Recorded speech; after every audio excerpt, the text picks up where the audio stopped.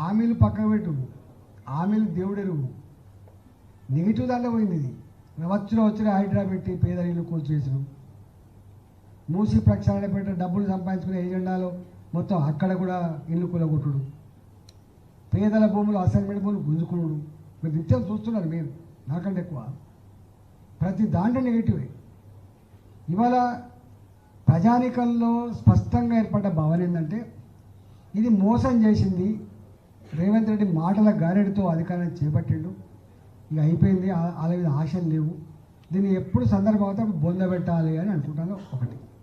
రెండోది ఏంటంటే ఇప్పుడు అక్కడ దాకా కాదు, ఇప్పుడు వీళ్ళు చేసిన దుర్మార్గాల మీద కొట్లాడేదానికి భారతీయ జనతా పార్టీ సిద్ధంగా ఉంది. మీకు తెలుసు హైడ్రా మీద ఎవరు కొట్లాడిందండి?